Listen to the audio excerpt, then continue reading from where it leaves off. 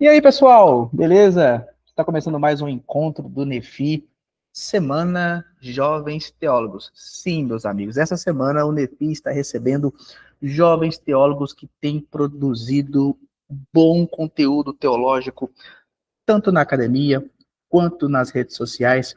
Ontem nós recebemos aqui a Cássia Coutinho, que falou para nós sobre teologia filosófica, e hoje nós estamos recebendo aqui com a gente Douglas Souza, ele que é especialista em Antigo Testamento pelo Seminário Teológico Jonathan Edwards, estudante de teologia na Faculdade Internacional Cidade Viva, missionário da Cru Campus e membro do Instituto Bíblico de Arqueologia, a IBARC. Douglas, ele é autor de vários artigos teológicos e é casado. Tá? Nós estamos muito felizes de receber o Douglas aqui hoje. Nós acompanhamos o Douglas no Instagram. Eu também já li os artigos que o Douglas publicou, então para mim é um privilégio poder recebê-lo aqui e aprender com ele sobre as leis do Pentateuco. Afinal, o tema de hoje é Descomplicando as Leis do Pentateuco. E antes de passar a bola para o Douglas, se você ainda não segue o Nefi no Instagram, por favor, gente, segue o Nefi, @Nefi Estudos, se inscreva no nosso canal do YouTube, Núcleo de Estudos Fé Inteligente. No Spotify também você pode acompanhar o Nefi, então digite Nefi, pois agora os nossos encontros, além de serem disponibilizados no YouTube, você também pode assistir ou ouvir no Spotify, tá bom? E se você quer fazer parte do nosso grupo de WhatsApp dos participantes, é só você clicar no link que está na bio do nosso Instagram. E se você quiser também participar do nosso clube de leitura, você pode clicar no link que está na bio do Instagram e tem um grupo específico para o nosso clube de leitura. Esse mês nós estamos lendo O Homem e a Mulher Segundo Paulo, da Cynthia Westphal, e dia 21 tem encontro do clube de leitura e nós vamos receber, gente, uma convidada super especial para falar sobre esse livro. Agora, se você quer saber quem é essa convidada, fique ligado no nosso Instagram e também no nosso grupo de WhatsApp, tá bom? Eu quero incentivar você a participar do nosso grupo de WhatsApp, afinal de contas, lá nós soltamos algumas enquetes, é um espaço também para a galera trocar uma ideia, tirar dúvidas, conhecer outras pessoas do Brasil todo que está no nosso grupo de WhatsApp. Enfim, participe do Nefi, fique por dentro da nossa agenda de encontros, tá bom, pessoal? Douglas, meu irmão, cara, muito obrigado por ter aceito o nosso convite. Como eu falei, é um prazer te receber aqui, mano. Que o Senhor abençoe muito a sua vida. Já quero passar a bola aí para você, mano. Muito obrigado. Muito obrigado, Lincoln. Obrigado, pessoal. Eu que agradeço pela oportunidade. Estou muito honrado de estar aqui com vocês essa semana, em que jovens teólogos, né, estão falando aqui para, para seu público. Eu vou, então, compartilhar minha tela para dar início aqui à apresentação.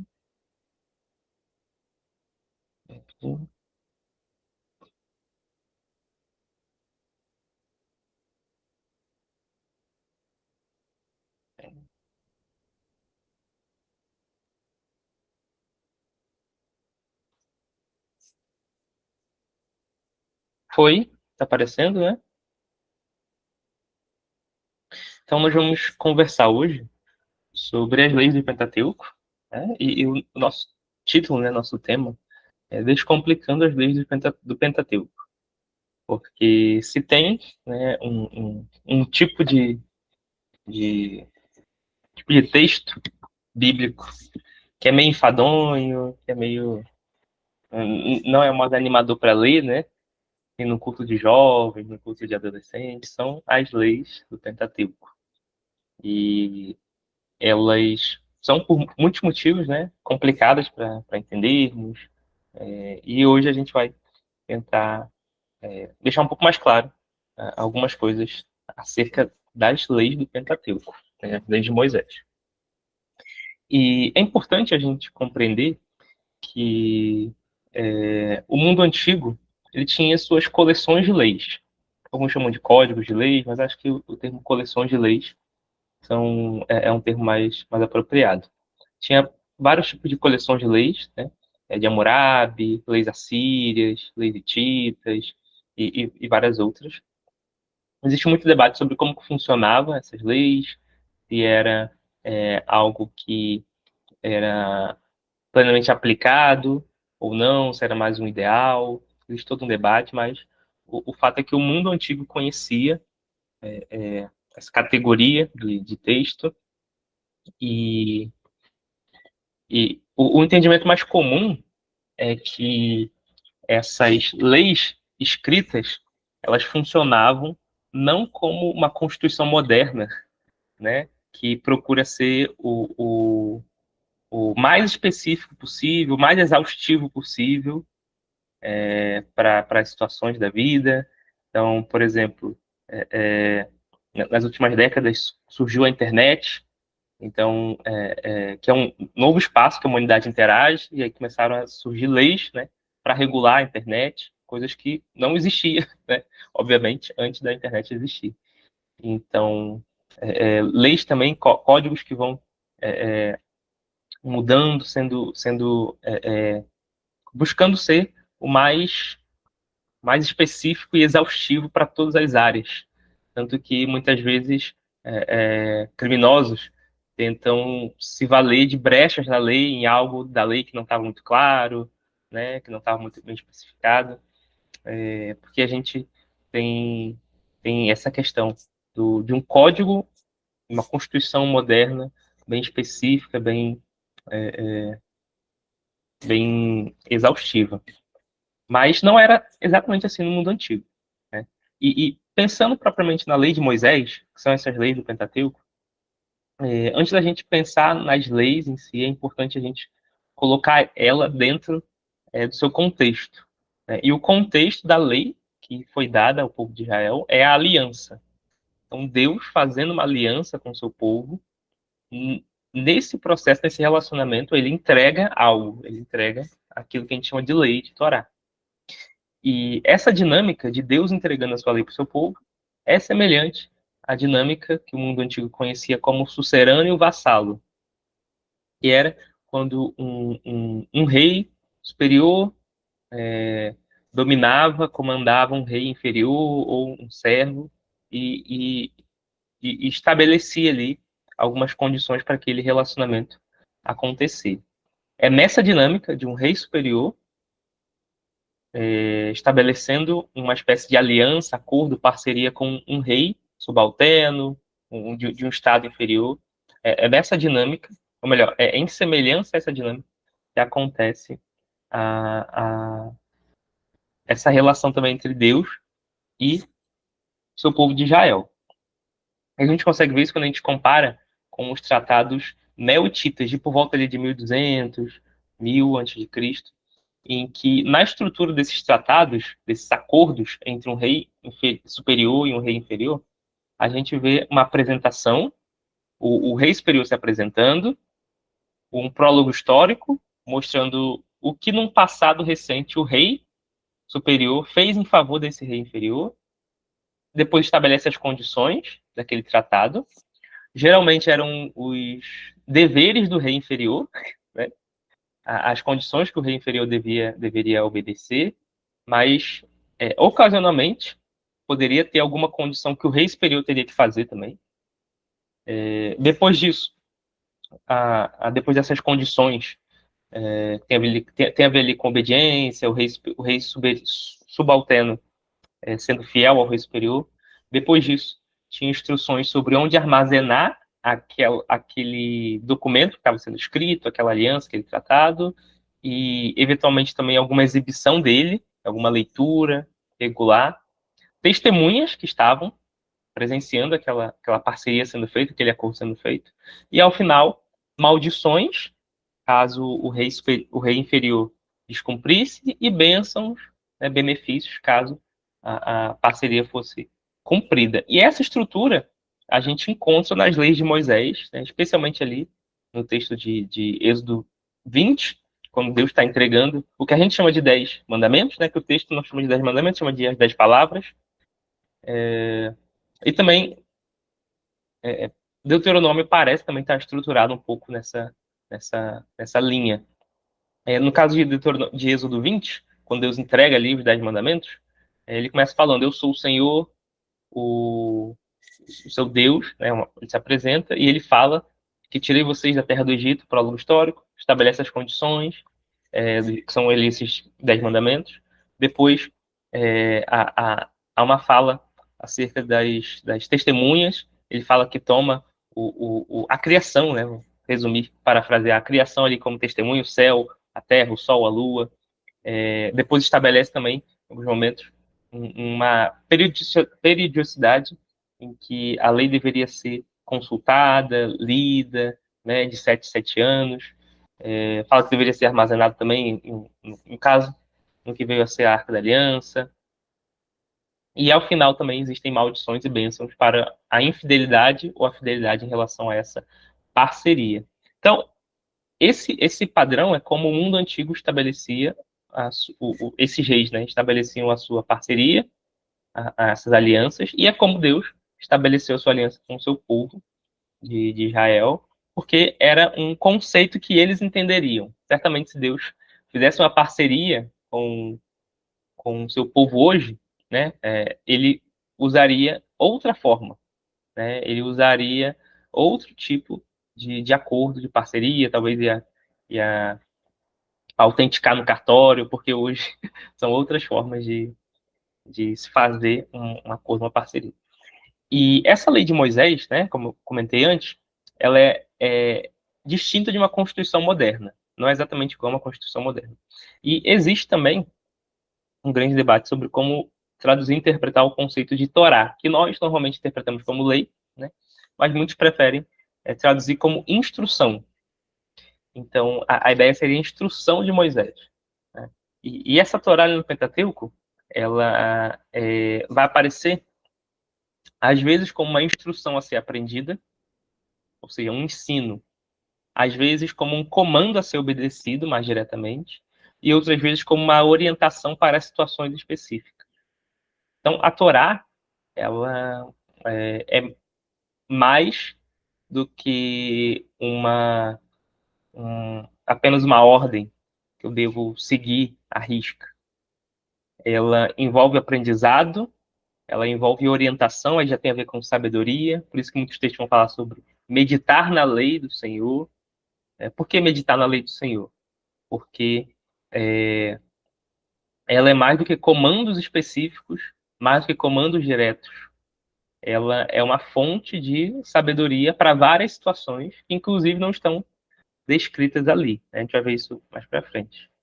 Então, Torá, né, lei, é algo bem amplo no mundo antigo. É instrução, é comando, é orientação, é sabedoria também.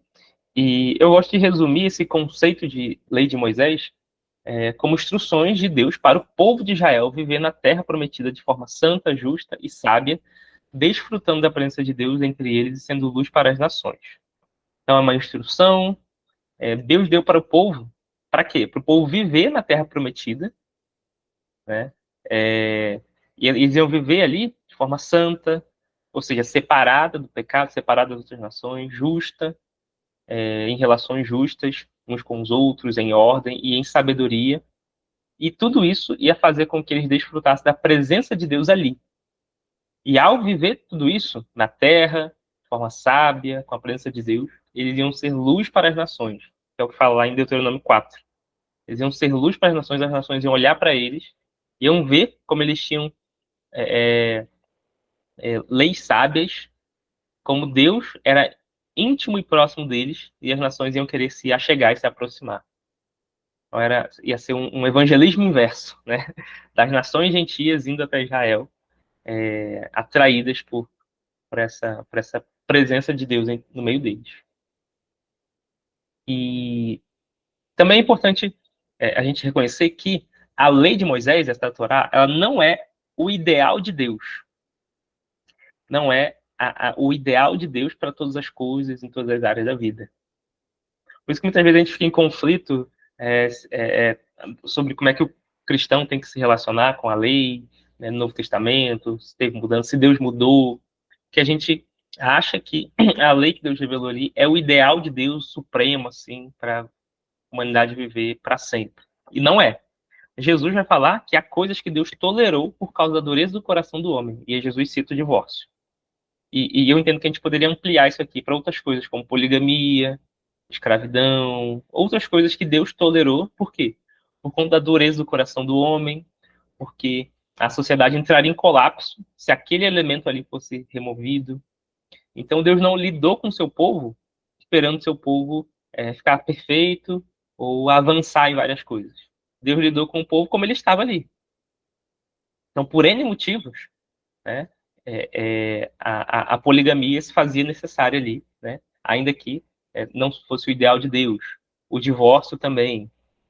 Então, a lei de Moisés não é o ideal de Deus, mas é o quê? É a sabedoria de Deus revelada ao povo para que vivam em sua presença. É a sabedoria de Deus. E também uma coisa importante é que os deuses pagãos em geral, eles não revelavam sua vontade de forma específica. E também eles não faziam alianças assim com uma nação, com um povo. No máximo com um rei, né, que era o rei mais importante. Mas a gente não tem esse conceito de um deus formando um povo para si, fazendo uma aliança com todo esse povo e revelando a sua vontade para esse povo. Por isso que no mundo pagão da antiguidade você vai encontrar muitas vezes um pagão sofrendo, acreditando que fez algo que os deuses não gostaram, mas ele não sabe o que ele fez. Por quê? Porque os deuses ocultam a sua vontade. Eles não revelam a sua vontade. O Deus que revela a sua vontade é o Deus de Israel. Mas o ponto importante aqui não é o ideal de Deus, mas é a sabedoria de Deus para o povo viver ali na sua presença. E o lugar da lei no Pentateuco também é importante da gente perceber. Gênesis todo inteiro, né? Gênesis todo é constituído de narrativas, ainda que às vezes essas narrativas sejam chamadas também de lei, né? Mas é narrativa. Metade de Êxodo também, um pouco mais da metade é narrativa, ali, o povo saindo do Egito, as pragas. Do Êxodo 20 ao 34 são leis. Aí no meio tem uma narrativa, depois volta a outras leis, são as leis do tabernáculo. Começo de Levítico é lei. Levítico 10, narrativa. Levítico 11 até quase o final, leis. No final tem uma narrativa. Levítico lá os 3 últimos capítulos, leis. Números eu não coloquei porque não ia caber, mas tem uma mescla muito grande de narrativas e leis. E genealogias também, e outras coisas assim. Mas tem grandes blocos de leis aí, em números do 5 a 8, 15, 18, 19, 27, 36 também. Deuteronômio. A gente poderia colocar tudo como lei também, mas para ser mais específico, do 1 ao 5 são exortações de Moisés encorajando o povo a obedecer à lei. E do 6 ao 28 são leis mais específicas. E do 29 em diante é um discurso final e uma narrativa ali sobre a morte de Moisés no monte. Então a gente vê que as leis elas são colocadas no meio de narrativas e narrativas são colocadas no meio de leis também. A gente não vai olhar isso, né, de forma pormenorizada, mas se a gente fosse fazer isso, a gente ia perceber que essa moldura faz com que as narrativas estejam ali nesses pontos cruciais para explicar alguma lei e o contrário também. As leis ali em volta ajudam a ilustrar aquela narrativa. Então, acho que eu consigo dar um exemplo aqui, bem rápido. Vou dar 2 exemplos. Ali em Êxodo, de 20 a 34, você tem Deus dando os 10 mandamentos, dá algumas leis sociais, digamos assim, e começa a mandar fazer o tabernáculo. No meio disso, do 31 a 34, é quando o povo faz o bezerro de ouro. Ou seja, enquanto Deus está dando as condições para que o povo cultue a ele com o tabernáculo de Moisés, o povo está fazendo o oposto. né, começando a cultuar Deus de forma errada com o bezerro de ouro. Um grande contraste ali. E aí, depois eles se consertam e tal, vem Levítico. Levítico, final de Êxodo e começo de Levítico, mostrando a consagração do santuário, as ofertas, e como os sacerdotes deviam se consagrar. Aí Levítico 10 é o quê? Os sacerdotes, os filhos de Arão vão entrar lá no Santo dos Santos. Quando eles entram, eles morrem, porque eles fizeram tudo errado. E é interessante porque antes disso tem vários capítulos mostrando o que o sacerdote deveria fazer, como ele deveria fazer, de forma bem detalhada. Quando chega na hora de fazer o seu papel, eles fazem errado e morrem. Ou seja, as leis estão ali, ou melhor, as narrativas estão ali também com um propósito conectado às leis, né? Como nesses casos e nos outros também. Mas é interessante ver que esse corpo, né, do Pentateuco está bem amarrado. Leis, narrativas e outros tipos de texto também. E os estudiosos costumam dividir esses blocos em 4 coleções principais. Os 10 mandamentos, são suas 10 palavras ali, são como princípios para guiar o povo. E o livro da aliança, que é esse Êxodo 20 a 23. Leis do tabernáculo, que é esse final ali de Êxodo, sobre como construir o tabernáculo,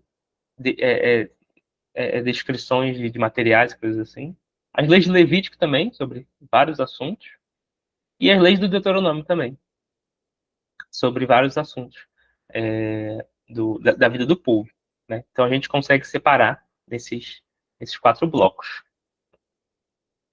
E algumas observações também importantes sobre esse gênero, né, literário da lei. Essa questão do gênero é importante, mas a gente tem que falar disso com cuidado, porque muitas vezes quando a gente define ou classifica um gênero, a gente acaba limitando aquilo também. Porque, por exemplo, se a gente coloca ali, Êxodo, Levítico, tudo é lei. A gente esquece que tem narrativa no meio, a gente esquece que tem outros conceitos. E também tem uma questão que eu tenho falado bastante, né, com algumas pessoas, é que hermenêutica tem muito a ver com a nossa imaginação. Então, se a gente ouve, né, gênero literário da lei. Então, a gente tem uma imaginação sobre o que é lei. Então, a gente vai para o texto com isso. E a gente lê o texto com essa imaginação, de que lei é aquilo que a gente conhece hoje. E muitas vezes é algo um pouco diferente. Por isso que eu comecei falando sobre como que Constituição moderna é diferente das leis da antiguidade. Porque se a gente vai para essas leis antigas com o conceito de Constituição moderna, a gente não vai conseguir interpretar ou ler tão bem. Mas algumas observações sobre esse gênero da lei. É um discurso mais direto, tem metáforas, tem muitos símbolos. Não é como uma linguagem profética, com seus símbolos, com suas imagens e coisas assim. E ela gira em torno da habitação de Deus no tabernáculo, no templo. Isso aqui é importante. Tudo na lei, todos os mandamentos, de forma geral, eles vão girar em torno desse conceito. Deus está habitando em nosso meio. Por isso que muitas vezes Deus vai falar, eu sou o Senhor que habito no meio de vocês, eu sou o Senhor. Por quê? O conceito mais importante nesse mundo antigo é a presença divina.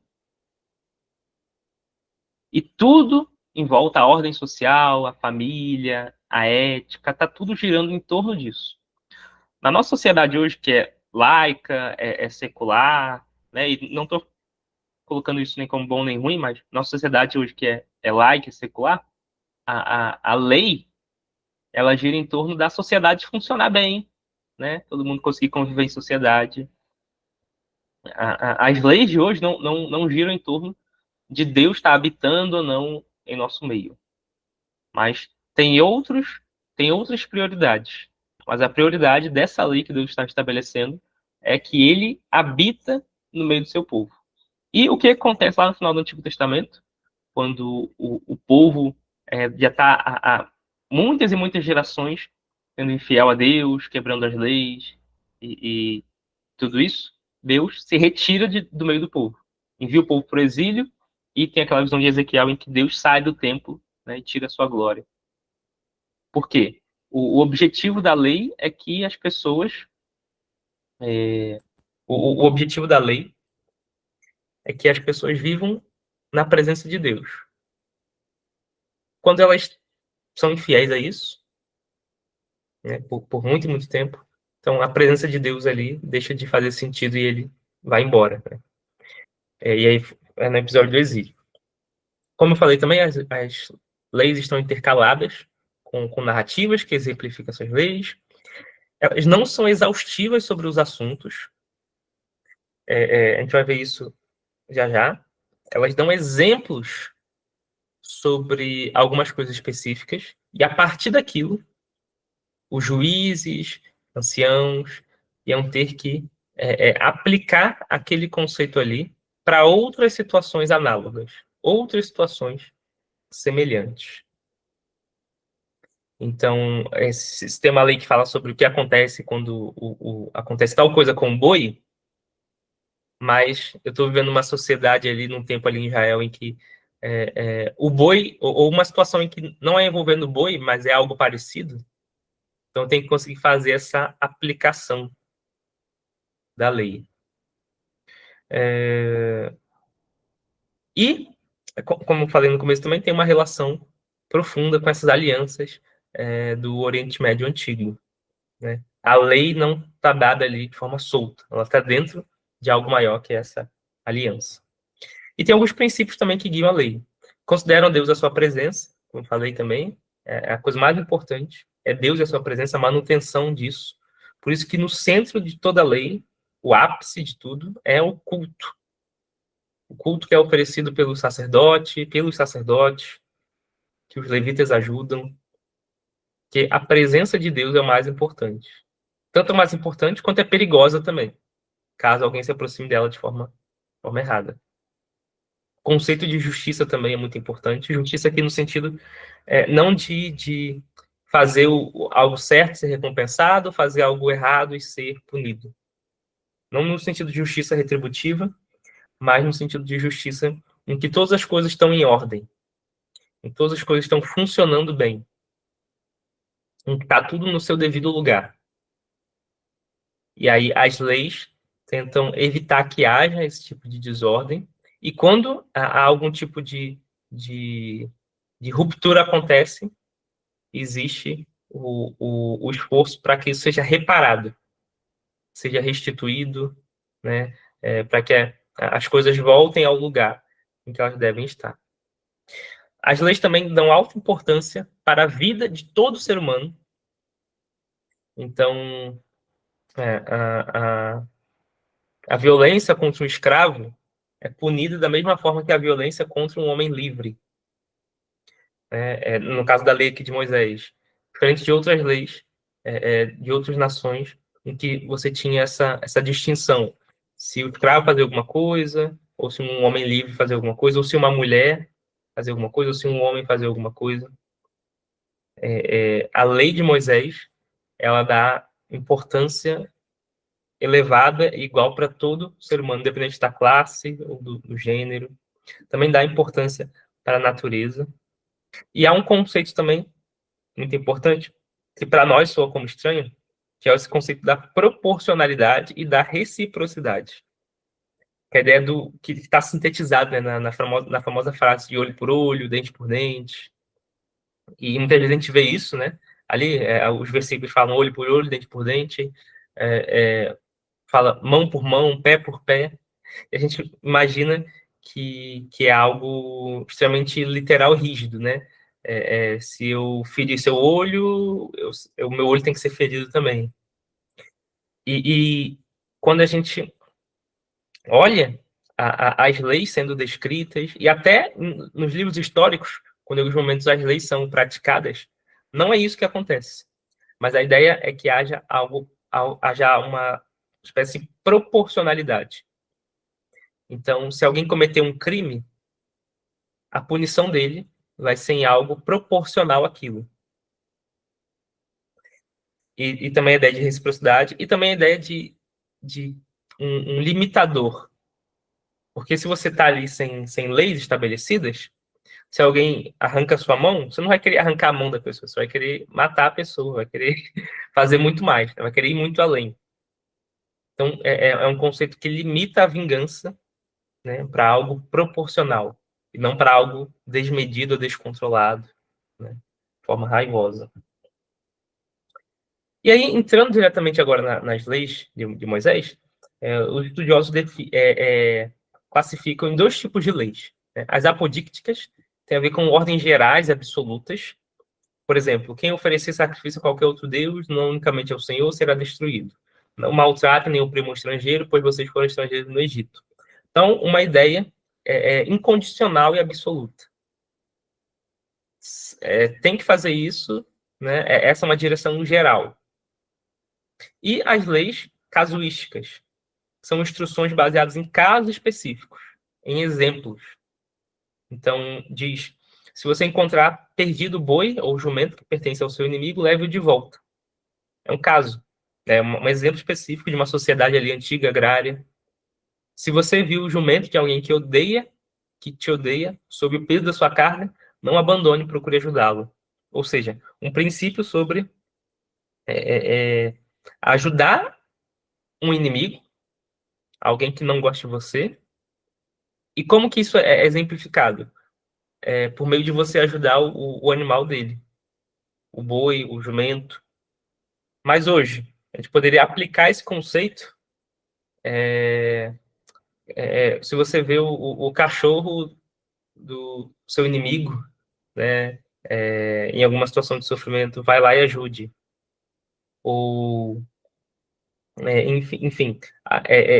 E aí é por isso que exige meditação para que a gente tenha sabedoria.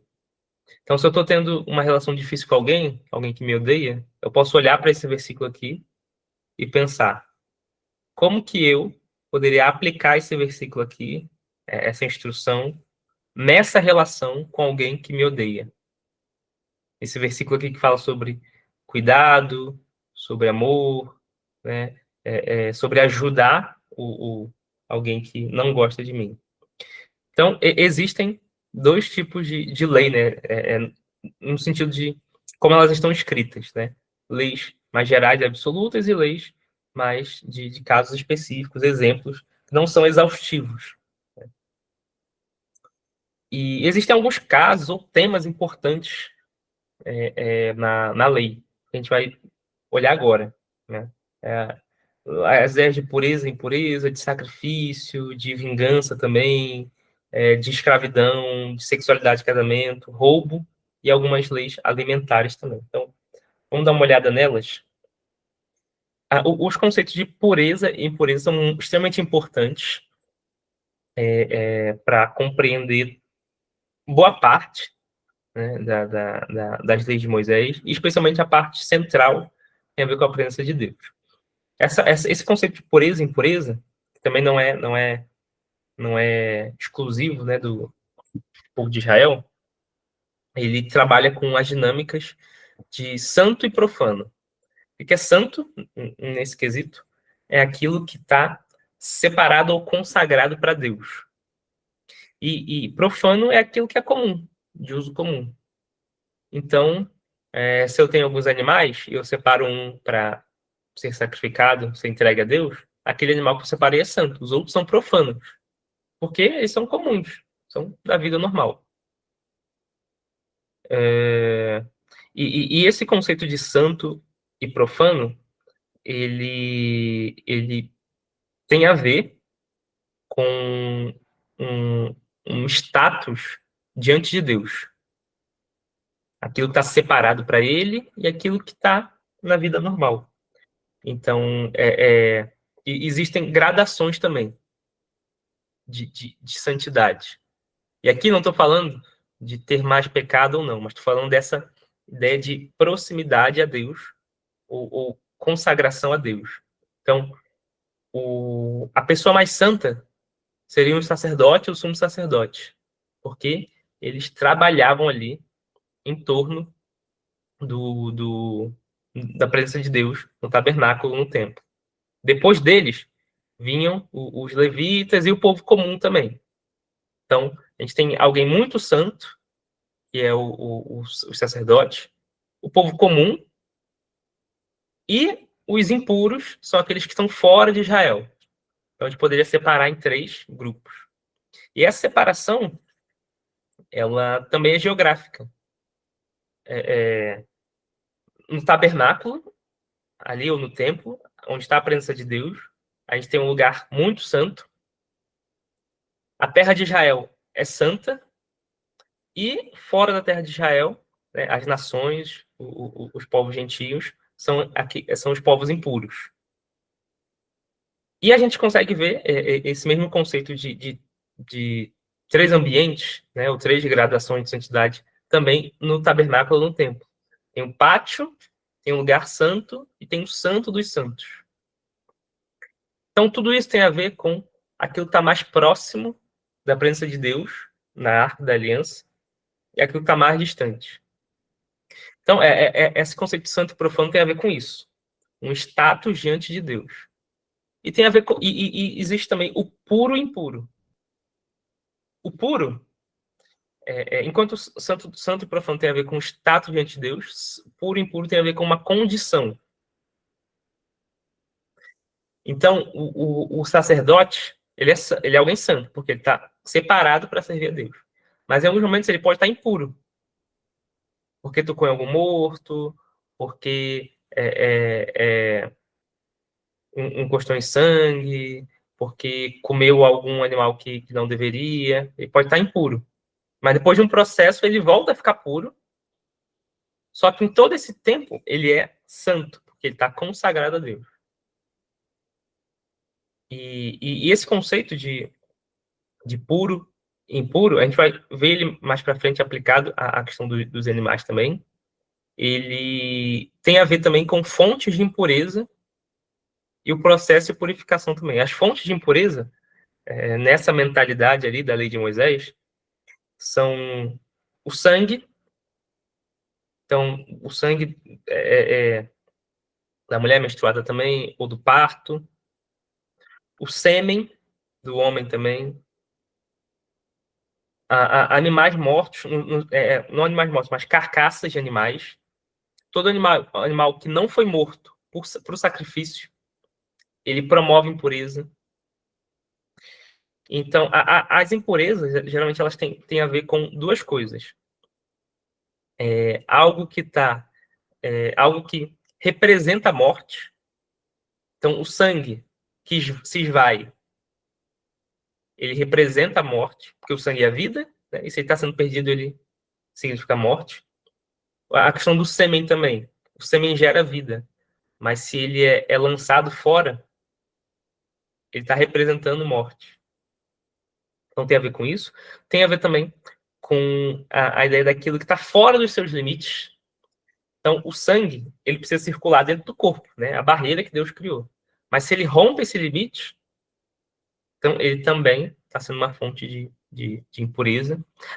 Na questão daquilo que tem a ver com algo que lembra a morte, existem as doenças de pele, que é falado também no livro de Levítico, e aquilo que Levítico vai chamar quase como se fossem as doenças, né? Essas doenças passando para objetos, passando para casa, passando para roupa, porque tudo isso tem a ver com morte, como se fosse um ferrugem que vai corroendo.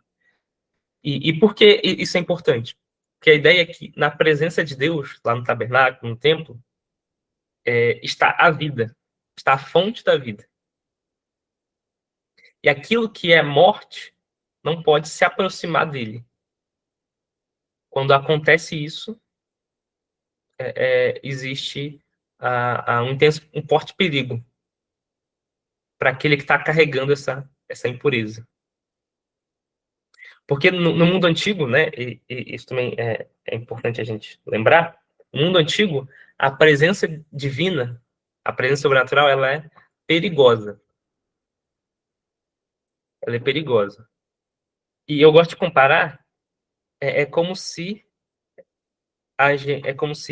um ser humano estivesse mexendo numa bomba atômica. Ou talvez bomba atômica seja muito exagerado, mas mexendo em um material radioativo. É algo extremamente perigoso. Você não vai mexer de qualquer jeito, sem as devidas proteções ou condições, porque você sabe que é perigoso. E nessa mentalidade antiga, ali da lei de Moisés, não estou colocando antiga aqui como se fosse algo primitivo, mas da lei de Moisés, a presença de Deus ela é perigosa. Por isso que se você chegar diante dela de forma inapropriada, você pode ser fulminado. É o que acontece com Nadab e Abiú, lá, os filhos de Arão. Mas também, né, vou aplicar aqui no Novo Testamento, é o que acontece, de certa forma, com Ananias e Safira, quando Pedro fala que eles mentem ao Espírito Santo ali. Pode ser aplicado também ao que Paulo fala, que eles participam na ceia, de forma indigna ali, não respeitando a comunhão, né, de forma equivocada, e Paulo fala que alguns já dormem, estão fracos, estão doentes, ou seja, estão se relacionando ali com Deus, com a comunhão, de forma inapropriada, e aquilo está causando juízo neles. E por mais que hoje, né, no nosso cristianismo mais moderno, a gente tenha perdido essa noção de que a presença de Deus ela pode ser perigosa se eu estou vivendo de qualquer jeito diante dele, estava muito vivo lá na lei de Moisés. Então tem essas fontes de impureza, tem o processo de purificação também, que dependia do tipo de impureza. Às vezes era necessário simplesmente esperar um tempo. Então, se um homem tem relações com uma mulher que está menstruada, e por conta daquele sangue ele fica impuro, basta que ele espere determinado tempo e ele vai voltar por isso. Outros momentos, outras situações, exige lavagem com água. E outras, mais específicas, têm a ver mais com alguns aspectos éticos, morais, tem a ver com o sangue também. A questão da expiação para purificação da pessoa. Então, esse conceito de pureza e impureza é extremamente importante, né? Não dá para esgotar todas as nuances aqui, mas ele é muito, muito importante. Tem o sacrifício que está ligado também a esse processo da pureza e impureza. E, basicamente, a lógica do sacrifício é que ele é um presente oferecido a Deus. Então tira Deus da equação, imagina as pessoas no mundo antigo se relacionando com um rei. Elas oferecem a esse rei tributo, às vezes presentes, para honrar o rei, para agradecer, para pedir algum favor. E no mundo antigo, estou falando não só de Israel, mas no mundo antigo, essa era a mentalidade aplicada aos deuses, ao mundo divino. Eu vou oferecer um presente. E isso é incorporado também na lei de Israel, com distinções, é claro. Com muitas coisas sendo ressignificadas. Como a ideia de que eu não posso barganhar ou manipular Deus ou forçar ele a fazer alguma coisa. Tem essas mudanças significativas. Mas o sacrifício, basicamente, ele é um presente oferecido a Deus. E existem diferentes tipos de sacrifícios. Existem os animais, mas provavelmente não, com certeza, os animais não eram um tipo de sacrifício mais comum. Especialmente ali no início da vida de Israel, eles eram um povo em que o animal era muito importante para a vida, para a manutenção da família e para várias coisas ali da economia. Então, eles não ficavam oferecendo sacrifícios animais constantemente. Por isso que a lei vai prescrever também muitos momentos em que eles podem oferecer cereais, frutos, bebidas, várias outras coisas, dependendo do propósito. E diz até que, para alguns sacrifícios, que era necessário um animal específico, se a família for pobre, eles podem oferecer alguns animais menores. Até o caso lá da família de Jesus, indicando que eles são pobres, né, eles oferecem 2 rolinhas. Então, existiam diferentes tipos de ofertas, porque o mais importante não estava no que eu estava oferecendo, mas em como eu estava fazendo isso e se eu estava fazendo com o coração correto. Então, existiam os animais e existiam diferentes propósitos também, que vai listar lá em Levítico, de 1 a 6. Para expressar gratidão, para expressar comunhão, reparação de pecado, expiação de pecado. Então, o sacrifício, muita gente acha algo sangrento ou algo assim, mas no mundo antigo é uma forma de honrar a Deus, de agradecer, de expressar a comunhão. Tem também a questão, que muitos estudos têm apontado, de como que no sacrifício, alguns sacrifícios, quando o animal era queimado, parte do animal era queimado, e ele subia a Deus, e aí diz que Deus recebia como aroma suave, e o sacerdote, às vezes o ofertante, os amigos comiam. Então você tem a ideia de uma refeição sendo feita junto com Deus. Enquanto as pessoas comem aqui, o aroma suave está subindo a Deus e ele está recebendo. Então a ideia de uma refeição com Deus é a ideia de que você está sendo aceito por Deus ali naquela comunhão. A gente poderia até, né, se a gente fosse esticar bastante a ideia, aplicar isso no Novo Testamento, em que na ceia a gente está fazendo uma refeição também na presença de Deus. Sendo uma antecipação aqui, né, escatológica das bodas do Cordeiro, em que a gente vai ceiar junto com ele. Mas aqui eu já estou indo longe demais. Mas o ponto é que, dependendo do sacrifício, também implica refeição com Deus, comunhão profunda com ele e com as outras pessoas também.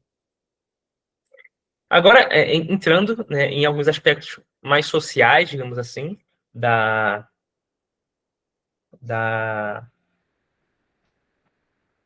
leis, algumas leis relativas à escravidão ou à servidão, né? É um aspecto que muitas vezes incomoda as pessoas ou deixa elas desconfortáveis. E aí levanta as questões, né? Deus está aprovando a escravidão ou algo assim. Eu acho que o termo escravidão faz a gente ter aquela imaginação errada que eu falei, né? Que faz soar como se fosse a escravidão moderna, ou mesmo a escravidão ali do Novo Testamento, que é do Império Romano, do Império Grego, que era já um pouco diferente. Mas, basicamente, a escravidão, nesse período aqui em Israel, tem a ver com dívidas ou crise econômica. E isso tem a ver, então, ou melhor, isso significa que a escravidão é uma relação contratual, empregatícia, e ela é uma alternativa à pobreza extrema. É uma alternativa a alguém ou sua família morrer de fome. Então, quando acontecia uma crise, né, uma seca grande ou algo assim, e alguém não tinha mais o que fazer, o que ele fazia? Se vendia como escravo. Porque eu vou me vender como escravo para o Lincoln, e agora eu sou a responsabilidade dele. Ele tem que me bancar, eu vou trabalhar para ele, e ele vai me dar casa, comida, proteção, várias coisas assim. Por isso que existem leis também, para caso o escravo, quando dá o tempo dele ir embora, ele não quer ir embora. Porque muitas vezes é mais difícil sobreviver como homem livre do que sendo escravo de um patrão, né, um senhor que me trata bem, que tem condições. Por isso que muita gente preferia se manter como escravo, porque eu estou trabalhando para aquela pessoa e ela me sustenta, ainda que não seja como se eu fosse um homem livre, né? E isso também não significa que a escravidão era como se o senhor controlasse inteiramente a pessoa. A pessoa era livre, né, digamos assim, para ir para outro lugar, para transitar, né? Não necessariamente morava junto com o senhor. A Bíblia coloca a escravidão, a servidão de Israel no Egito como bem severa. E foi severa. Mas, se você olhar, você vai ver que os israelitas, eles eram livres para circular pelo seu bairro, para ir para outro bairro, para ir para outro local ali. Claro, eles não podiam sair do país, mas eles eram livres para transitar ali, né, naqueles períodos. Então, é um tipo de relação contratual. E é uma condição social. Não é uma questão racial ou étnica. né? Não naquele período. Se tornou depois, né? Bem depois do Novo Testamento, se tornou uma questão racial e étnica. O escravo hebreu ele deveria ser liberto depois de 6 anos. Ele deveria receber do dono ajuda material para viver livre. Isso aqui é bem interessante também. Se tivesse sido aplicado, né, no Brasil, quando houve a libertação dos escravos, né, essa ajuda dos donos, dos ex-donos, para que os escravos começassem uma vida de liberdade, muita coisa teria sido bem diferente. Então, essa generosidade, ela é incentivada. Eles recebiam um tipo de salário, ainda que fosse um salário menor do que um trabalhador diário comum, tanto que vai falar em vários momentos que o escravo ele pode, de algum modo, comprar a sua liberdade. Se ele conseguir juntar dinheiro, ele consegue comprar a sua liberdade, pagar o que ele estava devendo, ou algo assim. Porque ele juntou do que ele recebia. Se o dono ferisse ao escravo no olho ou dente, deveria libertá-lo. E aqui, olho ou dente, né, entra naquele aspecto de exemplos, né? Se o dono ele faz um tipo de ferimento incapacitante, ou ferimento, né, assim, mais severo no seu servo, no seu escravo, o escravo é liberto, sem pagar nada. O escravo deveria descansar no 7º dia também, e nos feriados nacionais, religiosos. Havia proibição de sequestro para a venda de escravos. Então, a única forma de obtenção de escravos era quando alguém estava endividado e então escolhia se vender, né, para essa condição. Tinha uma proibição também contra devolver escravos fugitivos. Então, se alguém foge, aí tem uma discussão se é só um estrangeiro ou se também dentro de Israel, mas se alguém foge do seu senhor e vai se abrigar na sua região ou com você está proibido de devolvê-lo, né, para o seu antigo dono, que era a prática comum nos outros povos, essa devolução ao antigo dono. E havia muitas frequentes instruções para tratar os escravos com bondade, com generosidade, né? Lembrando que os israelitas, os hebreus, haviam sido escravos também no Egito. Então, essa marca é bem constante, né? Essa identidade é muito lembrada, de que eles são livres, mas eles foram tratados como escravos no Egito. Então, à luz disso, é que eles deveriam tratar também seus escravos. E os escravos eram tratados como seres humanos, com direitos e deveres, e não havia diferença nas penalidades entre um homem livre e um escravo. Lembrando, né, que a lei de Moisés não representa o ideal máximo de Deus, mas representa Deus regulando uma situação que, por conta do pecado, ela não deixaria de existir naquele momento ali. Mas certamente a gente poderia já observar que Deus semeou, né, algumas coisas que, com o tempo, ia levar ao fim da escravidão, ou a uma relação que não seria ruim, né, para ninguém ali. Outra questão também tem a ver com os animais e a natureza, né? As pessoas não deveriam pegar uma ave mãe, estaria cuidando dos filhotes, diz que poderia pegar os filhotes, mas não pegar a mãe, para que ela pudesse continuar reproduzindo. Parece que é uma lei que tem a ver com cuidado ecológico ali. E novamente, né, a mãe é o exemplo, né, de como tratar ali outros animais também. Deveriam ajudar animais que estavam em perigo ou perdidos. Outra lei muito, muito interessante, com muitas implicações ecológicas para a gente. Não deveriam destruir árvores de forma desnecessária ou lutar contra uma cidade, que era uma prática comum. Você está lutando com uma cidade, você faz um cerco contra ela e você usa árvores ali para tentar derrubar o muro da cidade ou a porta. E a lei coloca limites para isso, né, contra essa derrubada desnecessária de árvores. Fala da terra ter um descanso também a cada 7 anos, para que a terra descansasse e Deus estaria cuidando dela, ou melhor, do povo. Então, são princípios bem interessantes de cuidado com a terra, com a natureza, com os animais, com a fauna e a flora também. Algumas leis contra a vingança, aquelas que eu já falei antes, olho por olho, protegia contra a vingança pessoal. nenhuma penalidade era aplicada de forma pessoal, era sempre o coletivo que aplicava. Isso é muito interessante. Pelo menos nesse estágio inicial aqui de Israel, né, quando a lei de Moisés é dada, nem mesmo é um Estado que está aplicando, mas é a comunidade que está aplicando alguma penalidade, de acordo com o que foi julgado.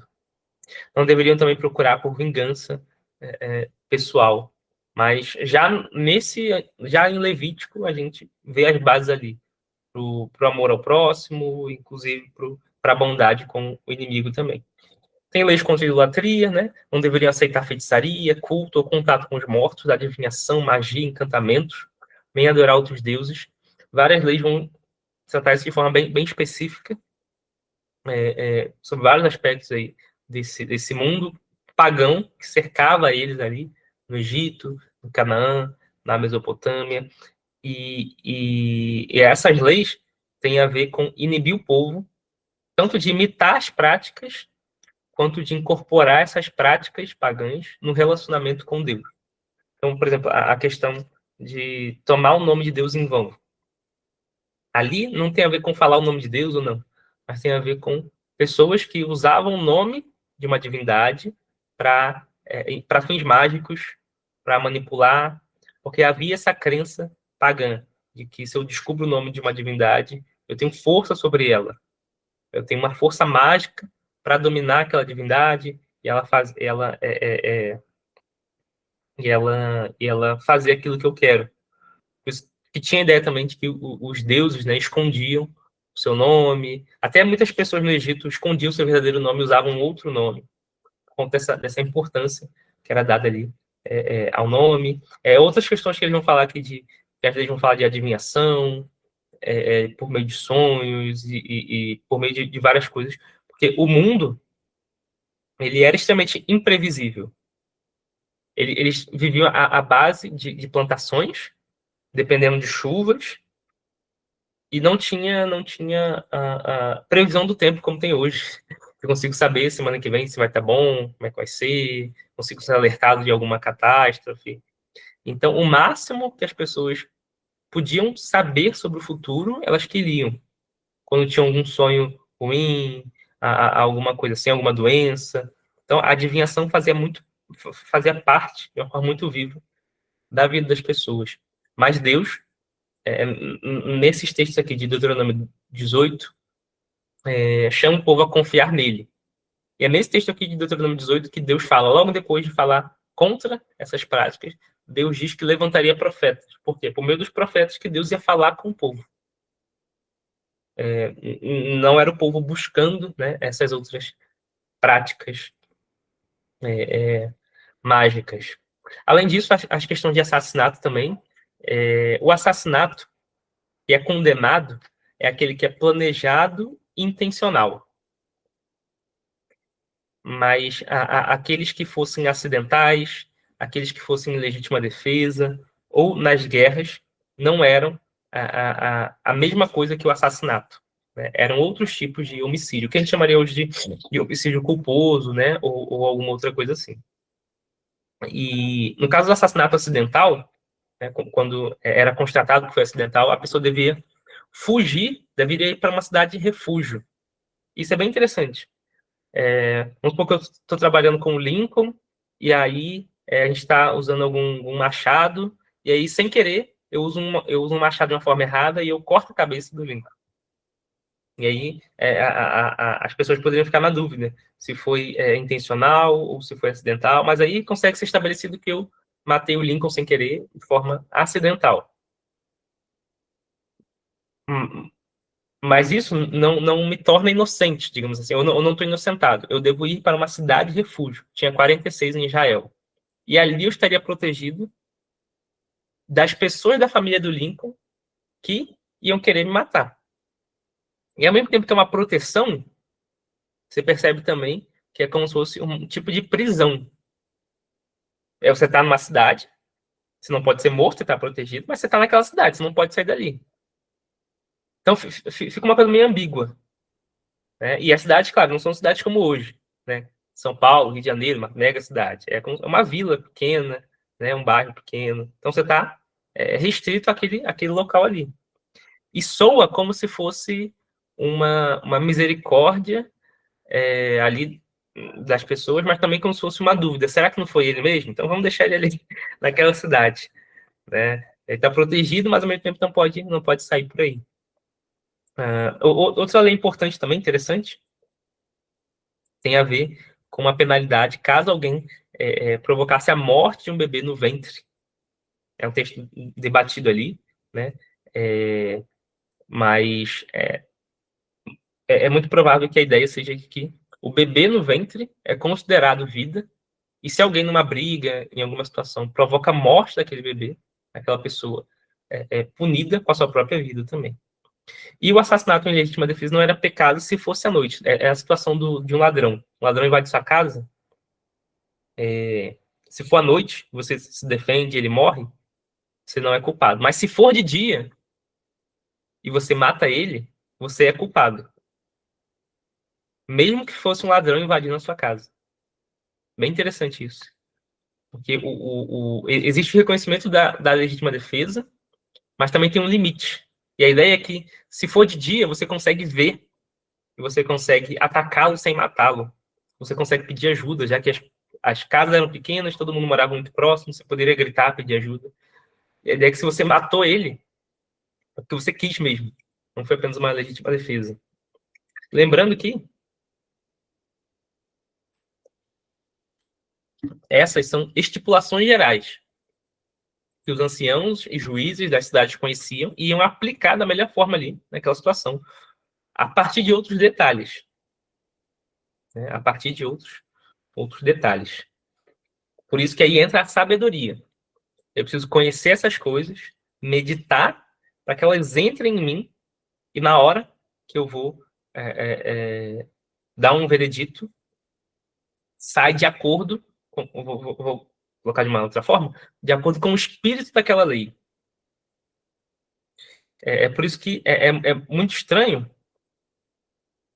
quando Salomão, né, sendo sábio, propõe dividir o bebê no meio, né, naquela situação lá. E não tem uma lei sobre isso. Mas ele está usando de sabedoria para aguçar o instinto da mãe, né, e impedir aquilo ali. Avançando, outras leis também têm a ver com sexualidade e casamento. A relação sexual deveria ser apenas com o marido, esposa ou esposa, né, no casamento. Depois do casamento, havia o processo do noivado, que às vezes podia ser longo, e eles só podiam ter relações quando eles fossem morar juntos e estar casados mesmo. E toda relação com o animal, familiares sanguíneos, pai, mãe, filho, irmã, ou próximos, primos não, tios, madrastas, padrastos, noras, sogras, são proibidas, ou pessoas do mesmo sexo também. Tudo isso era considerado abominável por Deus. Devia ser evitado também o casamento com pessoas dos povos que adoravam outros deuses. E aqui a ideia não é algo étnico, ou porque é daquele povo, mas aí o princípio é religioso, para que aquela pessoa não me leve a cultuar os seus deuses, que é o que aconteceu com Salomão. Mas a gente tem exemplos, né, contrários na Bíblia. Por exemplo, Raabe era uma cananita, e ela e sua família, que foram assimiladas no povo de Israel. E ela se casou com um israelita e não levou ele a adorar seus deuses. Ruth também é um grande exemplo. Moabita, de um povo pagão, se casou também com Boaz, mas não levou ele a adorar outros deuses. E a gente tem outros exemplos também. Moisés era casado também com uma mulher cuxita, né, africana, deu briga com os irmãos dele.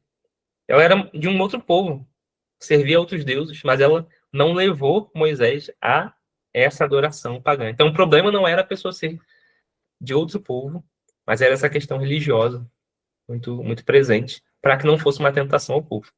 O ato de casamento também exigia pagamento e dote. O dote era um dinheiro que o marido, a família do marido, pagava para para a noiva, e, na verdade, o dinheiro normalmente ficava, às vezes ficava com a noiva, poderia ficar com o pai da noiva também. E a ideia é que o dinheiro pudesse ser usado pela mulher em caso de divórcio ou viuvez.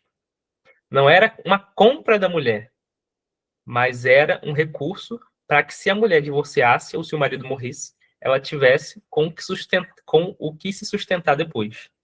Esse é o princípio do dote. Havia abusos por parte de alguns pais, como no caso lá de Gênesis, quando Raquel e Lia falam que Labão gastou todo o dote delas. Aquilo que ele devia guardar para que se elas precisassem no futuro, Labão tinha gastado. Né? E por isso elas aceitam também fugir com Jacó. Havia tolerância ao divórcio, aquilo que Jesus fala, que Deus não gosta, mas ele aprova por conta da dureza do pecado, do coração. Então, havia tolerância, mas a proibição de voltar ao primeiro casamento depois de contrair novo matrimônio. Ou seja, você não poderia sair casando e depois volta, e vai e volta, como um monte de gente. Havia limite, né, para toda essa situação.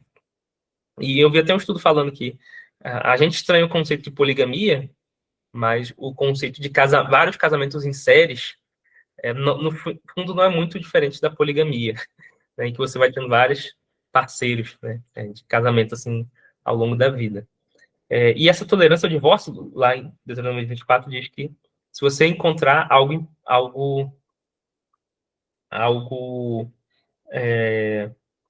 não abominável, mas algo de ruim, vamos colocar assim, na esposa, e o texto não deixa claro o que é, né? Me parece que nesse primeiro momento era claro o sentido daquilo, mas isso depois foi sendo perdido. E depois os estudiosos judeus debatiam sobre o que significava aquilo, se poderia ser por qualquer coisa, ou só por infidelidade, por algo mais severo, essa separação. Havia permissão ao homem para ter mais de uma esposa, porém ele deveria tratar todas com amor e igualdade, não deveria dar preferência a uma delas ou ao filho de uma delas. E essa questão da poligamia, ela tem vários fatores. Um deles é fator econômico social. Havia mais mulheres do que homens. Isso, naturalmente, faria com que muitas mulheres ficassem solteiras, passassem dificuldades, ou as viúvas também passassem dificuldades. Então, a permissão da poligamia permite que um homem consiga sustentar, né, também várias mulheres. Só que isso era bem menos comum do que a gente imagina. Se a gente pegar os exemplos bíblicos, vários homens da Bíblia tiveram só uma esposa. Noé, Josué, Moisés, vários homens. Por quê? Para você ter mais de uma esposa, você precisa ter condições financeiras para isso. E não era todo mundo, né? Não era a maioria das pessoas que tinha condições para isso. Muitos homens morriam em guerra também, mais homens morriam em acidente de trabalho, em coisas assim. Isso fazia com que o número de homens fosse menor do que o de mulheres. E a poligamia era uma forma de lidar com essa disparidade também. O estupro exigia pena de morte ao homem, e tem a série de leis lá, no final de Deuteronômio 22, em que fala como que o homem, ele vai falar do homem que seduz a mulher, e aí ela se relaciona com ele de forma consensual, e aí, se isso acontece, ele precisa pagar meio que uma multa e se casar com ela, e fala também das leis em que o homem ele viola a mulher e de forma agressiva, não consensual, e nesses casos ele é morto. Além disso, também, a ideia é que o sexo antes do casamento exigia pagamento à família e casamento se o pai aprovasse. Né? Nesses casos aqui, em que a relação era consensual. Isso aqui ensinaria aos homens e colocaria um limite de que Ele não poderia sair tendo relações com quem ele quisesse, e que se ele fizesse isso, haveria um custo, né, para ele.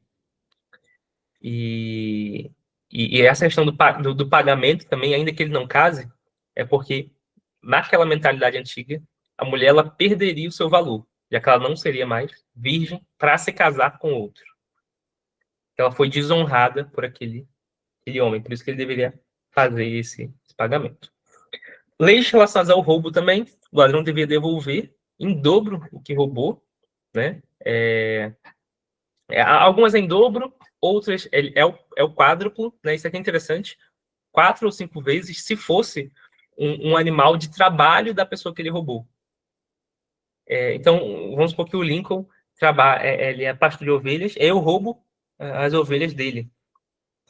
E aí, depois de um mês, eu sou pego, e aí eu preciso devolver 5 vezes o que custou para ele, porque eu roubei o meio de subsistência dele. Então, é uma penalidade mais intensa do que se eu tivesse roubado um calçado dele, uma roupa, alguma coisa assim. Seria, aplicando para hoje, né? Seria como se alguém que trabalha com o computador e é roubado e perde ali o seu meio de subsistência. Ou um Uber que tem seu carro roubado e fica sem ter com que trabalhar. A ideia é que o ladrão precisa pagar não só o que ele roubou, mas também algo a mais do que o dobro, mais do que 100%, para ressarcir também os custos que ele gerou para a pessoa, né, que ficou sem seus meios de sobrevivência e coisas assim. A sua vida ia ser poupada, né, como eu falei, se fosse pego de dia, mas não à noite. E a prática do roubo, e a palavra do roubo, abrange arrombamento, furto com engano, fraudes, sequestro de pessoas, porque a ideia para falar de sequestro é roubar uma pessoa, roubar uma alma para vender para a escravidão, né? Também o roubo de animais e objetos. Então, para todas essas nuances, tem penalidades diferentes, tem detalhes diferentes, mas é interessante porque tem vários graus. Tem alguns mais sutis, como uma fraude, com engano, e outros que são mais violentos e agressivos. Tem diferentes penalidades, né? E também tem uma distinção entre pessoas e objetos. Normalmente, nas outras nações, ladrão, ele sofreu uma pena bem severa. Perdia uma parte do corpo, ou era morto. Em Israel, não. Em Israel, o roubo de objetos, né, animais ou algo assim, ele nunca é penalizado com a morte. Isso dá a ideia de que a valor da vida da pessoa está acima do que um objeto, uma propriedade. Então, mesmo que você tenha danificado uma propriedade muito importante para alguém, ainda assim, aquilo é menos importante do que a sua vida. Por isso que a vida do ladrão é poupada. Mesmo que ele tenha roubado o meio de sobrevivência daquela pessoa. O único roubo aqui, né, vamos colocar assim, que é penalizado com a morte é o sequestro de pessoas, que você está tentando contra a vida de alguém. Então, muito interessante também essa relação, esse grau, né, que é colocado de objetos ou propriedades abaixo do valor da vida, até mesmo do ladrão. E havia princípios também de generosidade e misericórdia, né, de ajudar os pobres, estrangeiros, viúvas, órfãos. O que caísse das árvores deveria ficar para os pobres. Né? Então, a ideia é que aquilo que não vai te fazer tanta falta, você deixe para os necessitados, não fica querendo pegar tudo para si. Né? Os salários que eram pagos diariamente não deveriam atrasar. Uma lei que não é cumprida hoje, em muitos lugares. Ainda mais porque o salário geralmente era o salário de um diarista, era o salário do dia. Você recebia aquele dia. Você não sabia se ia ter o salário do dia seguinte, você recebia aquele dia. É literalmente o pão nosso de cada dia, no mundo antigo. Não deveriam desprezar os pobres nos tribunais, também, os juízes. Não deveriam atrapalhar o caminho dos cegos também. Normalmente, princípios para guiar várias relações. Deveriam também cuidar e honrar dos pais, dos idosos. Princípios importantes. E aí, tem ainda as questões alimentares. Né? os animais puros e impuros. Lembra que eu falei lá no começo das fontes de impureza? Os animais puros e impuros, eles não são... se você encostar neles, você não fica contaminado, digamos assim. Se você encosta um animal impuro, você não é contaminado. Você é contaminado se você consome algum deles. E somado a essa proibição, existem proibições gerais para os alimentos. Proibição de comer sangue, né? A ideia é que o sangue é a vida e pertence a Deus. A gordura também. Tem debate, né? Me parece que é porque a gordura seria a melhor parte ali do animal e ela é oferecida a Deus. O nervo ciático também, que não tem explicação, mas a ideia vem lá de Jacó lutando com o anjo, né? E por conta daquela história, com essa proibição, esse costume. E para essa distinção, né, o grande debate aqui tem a ver com a distinção do que é um animal impuro e puro. Que é feito lá em Levítico 11.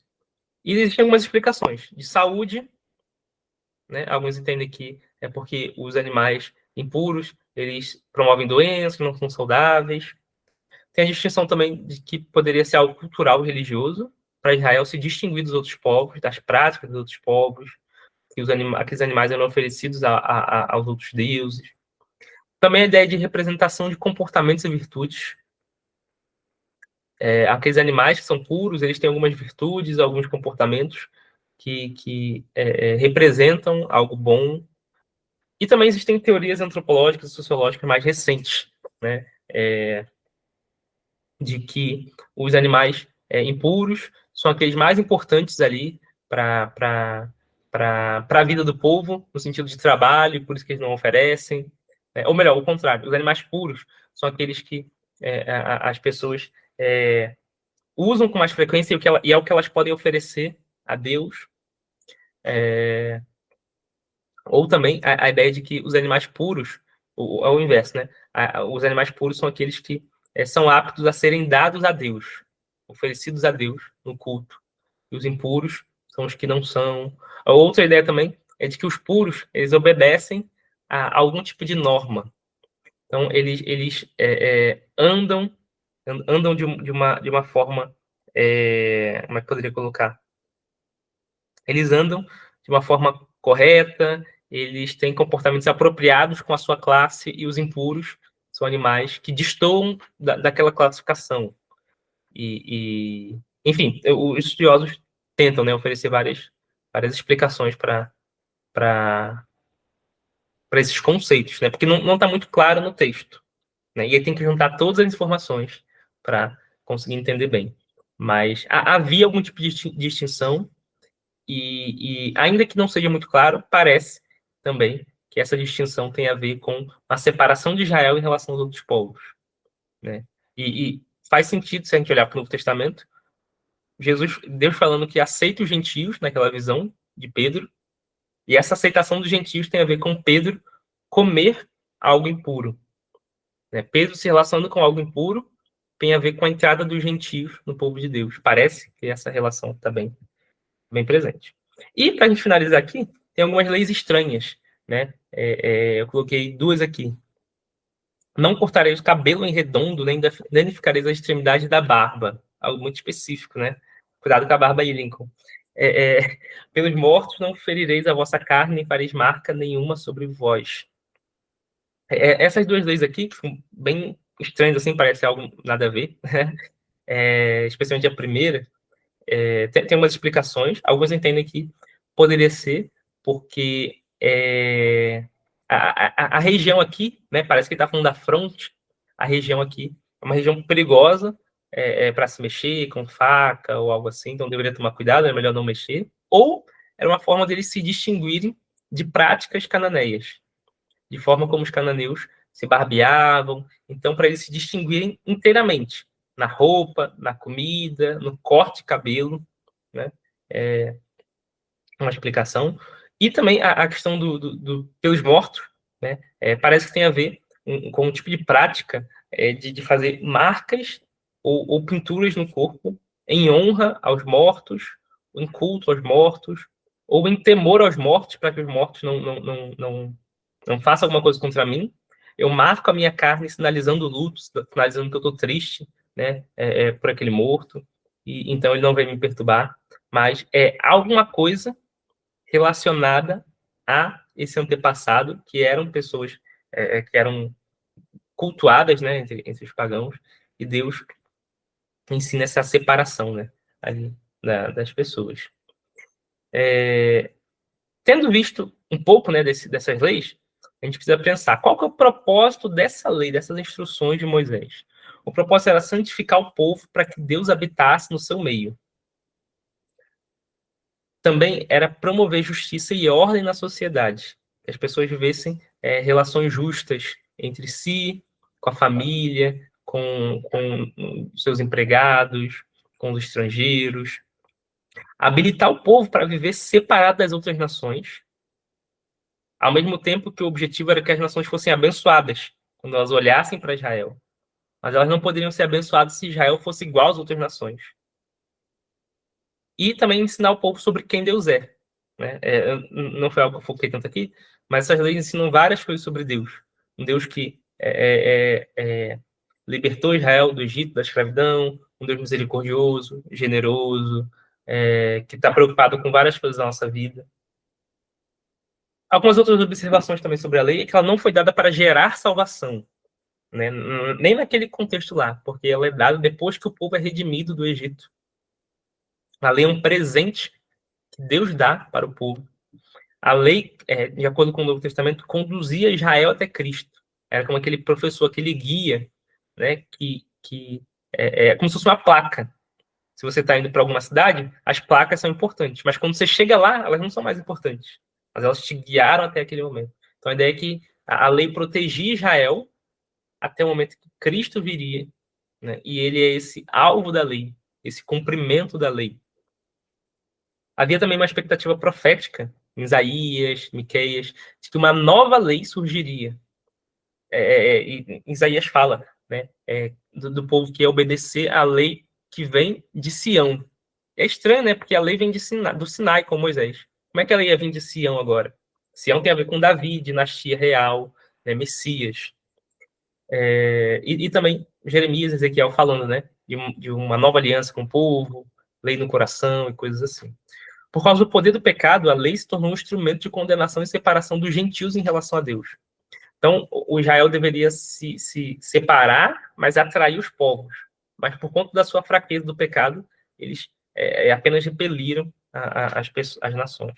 E no Novo Testamento, Cristo abole a era da lei, em que a lei é esse guia, e estabelece a nova aliança, em que o Espírito é o guia, né, de acordo com o Novo Testamento. E. Peraí. Isso. E finalizo aqui também com algumas dicas literárias, né? Para a gente pensar sobre isso, acho que é importante começar com algumas obras mais simples que têm a ver com hermenêutica, que têm a ver com interpretação. Entende o que lê, Espiral Hermenêutica?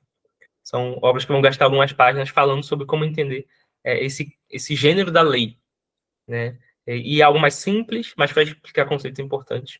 Indo para coisas mais específicas, quem subirá no monte do Senhor, um estudo aí sobre Levítico, que é bem importante, vai explicar várias coisas muito, muito pertinentes, e é um livro mais atualizado. Emmanuel em Nosso Lugar também, do Tremper Longman, vai falar sobre várias questões do culto de Israel. Instituições de Israel no Antigo Testamento também, apesar de ser antigo, é importante, vai falar sobre várias de aspectos importantes que a gente falou aqui, especialmente da escravidão, casamento, família. O comentário histórico e cultural da Bíblia também vai trazer comparações e explicações muito importantes desse contexto histórico. Então, você pode pegar todas essas leis e conferindo o que os comentários, versículo a versículo, falam, traz bastante ilustração. O Mundo Perdido da Torá, também, do John Walton, ele traz essa ideia da Torá não tanto como uma constituição de lei, mas como uma fonte de sabedoria para o povo. Muito, muito bom. O dicionário de Antigo Testamento, Pentateuco, é uma série de dicionários da Intervaste Press, sobre livros históricos, evangelhos, cartas de Paulo, e esse aqui do Pentateuco tem vários artigos sobre a lei, sobre casamento, escravidão, roubo na lei, propriedades, várias coisas. É muito, muito bom. E encerrando também com comentários. Esse, para mim, é um dos melhores comentários de Levítico, né? Trata muito bem as questões sobre a lei, esse de Deuteronômio também, de Êxodo também, do Douglas Sturges. Ele tem uma preocupação em explicar as leis, que muitas vezes outros passam batido, né? E ele tem essa preocupação em explicar pontos importantes da lei. Então, quem se interessar por esse assunto pode ir nesses livros e conferir as indicações dentro deles também. É isso, gente. Desculpa aí se passei do tempo.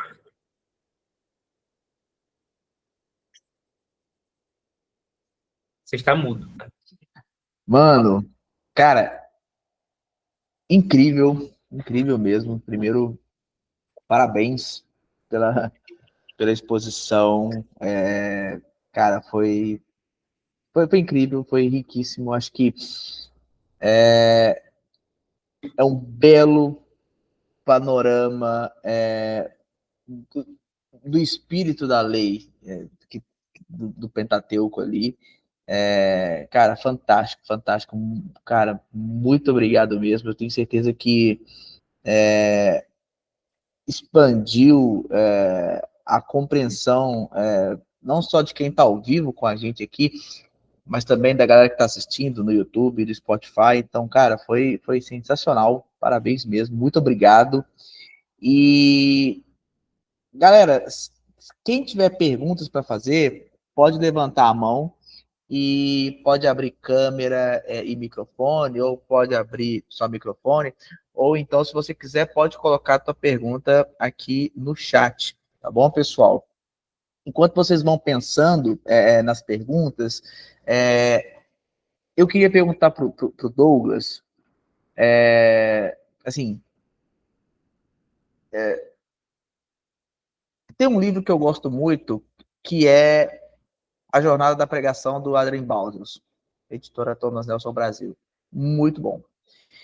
E, cara, uma das coisas fantásticas que o Baldos fala no livro é que toda vez que você olhar para o texto bíblico, e alguns gêneros, isso vai ser mais fácil identificar, outros gêneros vai ser mais difícil. É sempre trabalhar a ideia do problema graça-missão, do PGM, né? Ou seja, identificar o BO que está acontecendo ali, em seguida, identificar como que Deus resolve esse problema, ou seja, graça, e em seguida, como que o povo de Deus responde ou deve responder àquela graça manifesta do Senhor. Missão. Eu queria perguntar para você, mano, dentre as várias coisas que você falou sobre a lei, ela ter esse intuito de revelar quem Deus é, a questão de ser uma disposição também com relação às relações sociais da época também. Então, a lei vai falar de saúde pública, a lei vai falar de meio ambiente, vai tratar sobre... É muito amplo, cara. Do ponto de vista hermenêutico, missional, vou colocar assim, e aí trazendo essa ideia do Balsos de problema, graça, missão, você entende ser possível, e até mesmo ser possível mesmo, nós olharmos para as leis do Pentateuco como sendo elas a forma pela qual o povo de Deus ele daria uma resposta missional naquela época, em virtude da graça redentiva do Senhor, principalmente essa graça manifesta pela libertação deles da opressão egípcia. Ou seja, fica muito claro na lei que Deus ele quer formar já ali uma comunidade de contraste, né? Ou seja, não é apenas um povo abençoado por Deus, mas é um povo que, abençoado por Deus, ele também exerce um papel de ser um mediador das bênçãos de Deus para as outras nações, né? Questão bem sacerdócio mesmo. Você entende ser possível essa hermenêutica missional quando a gente olha para as leis do Pentateuco? Sim, sim. Apesar de que nesse primeiro momento, vamos colocar assim, não, melhor, nesse Israel ali pré-exílio, não tem muito essa ênfase missional em Israel, deles indo para as outras nações. Não tem muito isso. Tem, em alguns momentos, pessoas de outras nações desejando conhecer mais Israel, Deus de Israel, né? Mas parece que nesse momento inicial, nessa fase ali, parece que essa dinâmica não fazia muito parte de algo assim ativamente missional, né? Mas eu acho que depois desse momento ali do exílio, quando o povo se espalha, os judeus se espalham na diáspora para várias nações, isso começa a acontecer um pouco mais. E ali, perto do período do Novo Testamento, a gente já vê o quê? Muitos gentios se aproximam, muitos gentios simpatizantes, e tem todo um debate, né, sobre como que era essa conversão ao judaísmo e tal. E parece que um dos motivos que fazia pessoas gentias se aproximarem de Israel era também as leis, o modo de vida dos judeus, como que eles tratavam entre si, né, a sua ética, valorização da família e coisas assim. Que depois também foi passado para o cristianismo e gerou essa atração no cristianismo, mas que estava ali nesse início do judaísmo, quando estavam espalhados em outras nações. Mas no começo lá não tem muito isso. Não tem muito isso. A gente teria que pensar, né, se foi uma falha do povo, ou se era a fase mesmo dele que estavam se estruturando ali, né, como uma nação. Mas eu creio que por detrás tem essa intenção de Deus. Como você falou, formar uma nova humanidade ali, um novo povo, que está respondendo aos problemas do mundo também. Você colocou nessa narrativa, né? Problema, graça e missão. A gente poderia tentar encaixar as leis assim, né? O mundo tem esses problemas, a lei é uma forma de responder ou regular, e isso pode servir para uma missão, né? Só que parece que a lei talvez não se encaixe exatamente, né, nesse padrão, mas a lei com certeza é uma resposta aos problemas. Só que, como eu falei antes, não é uma resposta definitiva, a lei de Moisés, né? Não é uma coisa definitiva. Então, acho que eu iria por aí. Uma coisa que eu não consegui fazer aqui, né? Quem sabe se um dia eu fizer alguma imersão, algum curso sobre as leis, eu consiga colocar lá, que é como as leis são obedecidas no Antigo Testamento. Como que elas são encaradas. Hoje a gente fala de princípios, né? Vamos tentar olhar os princípios e tal. Mas essa ideia de princípios também está em algumas narrativas do Antigo Testamento. Eles olhando para algumas coisas da lei e não aplicando ela exatamente, mas aplicando um princípio dela. Mas eu não consegui colocar isso aqui, mas tem alguns momentos da lei, pontos do Antigo Testamento, pontos assim. Uau, mano. Cara, muito bom. Muito bom, mano. Excelente. Ismael, mano. Opa, boa noite. Tá me ouvindo bem aí? Sim, tô vendo. Show de bola. Quero primeiro agradecer, né, o Douglas e o Lincoln por oportunizar essa conversa. É sempre muito bom, né? É sempre muito gratificante, a gente aprende bastante. E esse momento de troca é muito rico, assim. Até antes de começar a live, eu tava conversando com o Lincoln sobre a maior diferença que eu sinto de estudar EAD e de estudar presencial é esse momento de troca, né? Então eu aproveito o Nefi para satisfazer um pouquinho essa necessidade de conversar, de tratar alguns assuntos, porque é muito rico, assim, muito bom. Mas eu queria que a gente trabalhasse um pouquinho mais, pensasse um pouquinho em algo que desde o começo estava fervilhando assim na minha cabeça. Tu até citou ali no final, Douglas, um pouquinho sobre a relação da lei com o espírito, né, no Novo Testamento. Isso é muito interessante, tem muitos desdobramentos, né?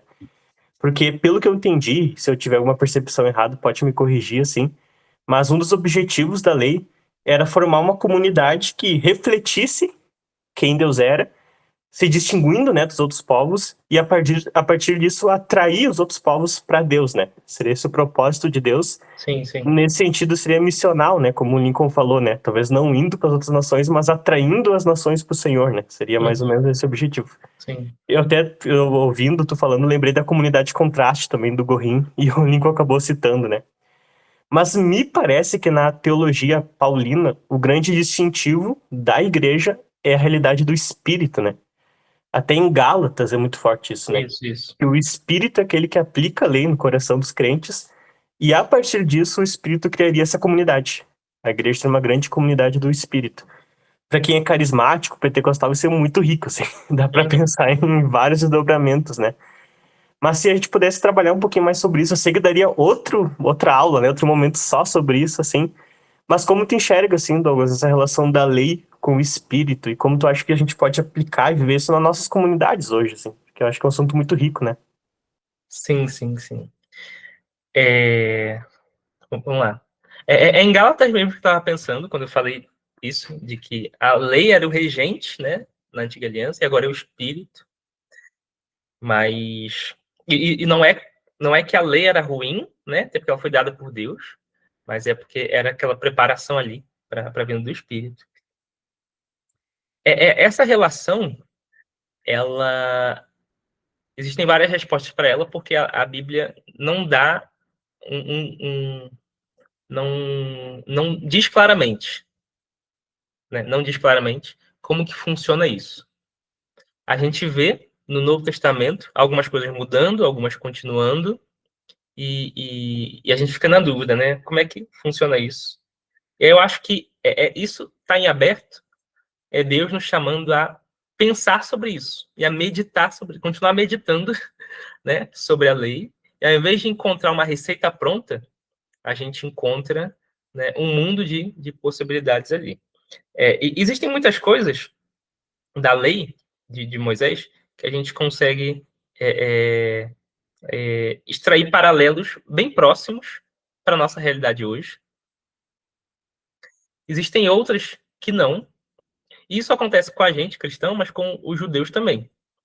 Geralmente a gente aplica para nós cristãos, mas os judeus, eles não fazem mais sacrifício de animais hoje. Várias coisas da lei, eles não obedecem mais. Por quê? Porque não tem as circunstâncias para obedecer. Não tem um templo, não estão na terra de Israel, né, como antigamente. Então, a lei tinha esses aspectos também circunstanciais, de que ela poderia ser obedecida naquelas circunstâncias. Quando aquelas circunstâncias acabaram, aquelas leis e aquelas direções ali também deixaram de ter alguma aplicação mais direta, né? E continuando a pensar sobre nós como cristãos, eu entendo que observando os princípios, e uma coisa que é falado nesse que eu indiquei ali na espiral hermenêutica, no capítulo dele sobre lei, ele vai citar bastante os estudos do Daniel Block, que é um estudioso muito importante do Antigo Testamento.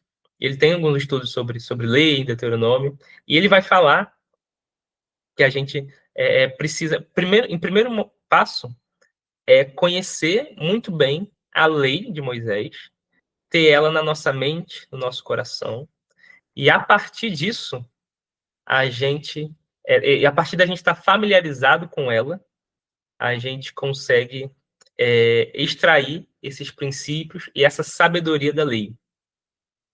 Esses vários exemplos que eu fui dando aqui ao longo da aula, né? Um ladrão fazia isso, a gente pode comparar com isso hoje. Uma pessoa fazia aquilo, a gente pode comparar com tal coisa hoje, né? Vem dessa familiaridade com a lei de Moisés. E a gente sendo guiado pelo Espírito para aplicar em várias situações da vida. Se a gente observar, Paulo vai fazer isso, né? Quando ele está falando lá na carta de Timóteo sobre o sustento pastoral, e ele pega uma lei dos bois, né? Que o boi que está arando a terra não deve ser impedido de usufruir do seu trabalho. Ele pega essa ideia, o boi trabalha e come do seu trabalho para aplicar para o pastor que deve ser sustentada a partir do seu trabalho na igreja. Alguns vão dizer que isso é espiritualizar o texto, mas eu acho que Paulo está tirando um princípio de sabedoria ali para aplicar para a nova realidade. Então, e aí, né, falando mais exatamente agora desse contraste ou continuidade, né, de espírito e lei, parece que Atos 2, a entrega, a descida do Espírito, parece que é um episódio análogo ao Monte Sinai, em que no Monte Sinai Deus entrega a lei para guiar o povo, mas em Atos 2, Deus entrega o Espírito para guiar o povo. E agora a gente está debaixo dessa direção do Espírito. Claro, existem mandamentos, existem leis expressas, mas aquilo que está nos guiando é o Espírito. É por isso que Paulo vai falar também em Romanos 8, que o Espírito nos libertou da lei do pecado e nos colocou agora sob a lei da liberdade, a lei do Espírito, a lei da vida. Então, tudo isso é uma forma de expressar que agora quem está regendo a gente é o Espírito. E isso é equivalente ao que a lei devia fazer, né, no Antigo Testamento. E voltando em Gálatas, né, é o que Paulo fala, né, o Espírito é dado ao povo quando Cristo vem, e ele compara isso com a criança que era guiada pelo tutor, depois ela se torna adulta, e agora ela pode desfrutar daquela herança, né? E na metáfora, a herança é o Espírito. Então, o povo de Israel seria como se fosse essa fase inicial do povo de Deus, guiado pelo tutor. Quando chega a fase adulta, eles podem receber o Espírito, que é essa herança, né? Que é algo superior, que vai além do que algumas direções específicas, né? E pode ser usado, e pode ser aplicado para toda a vida, né? Enfim, vai muito além, né? Coisas muito além.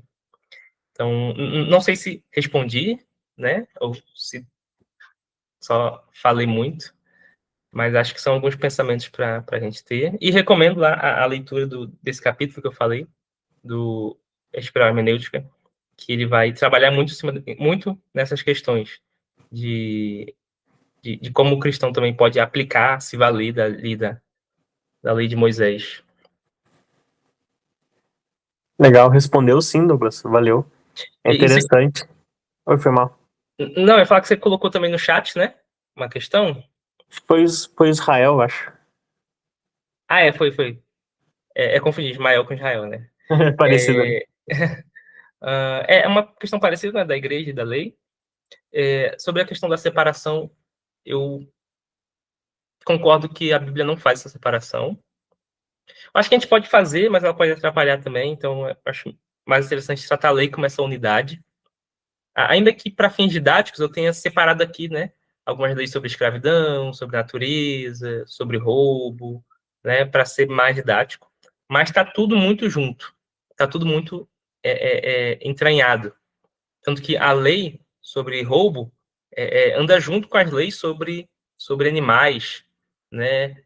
E está tudo junto, e está tudo girando em torno da presença de Deus, que é o grande foco da lei. Então, a separação dá para fazer, mas ela pode atrapalhar bastante. E aí você pergunta a questão de utilidade, descartar o que concerne, né, a rituais ou hábitos. Então, eu acho que nada é descartável, mas não significa que a gente vai aplicar tudo da mesma forma. Porque nem no Antigo Testamento era assim, né? Nem no Antigo Testamento era assim. Então, por exemplo, como é que eu posso colocar aqui? A questão das penalidades.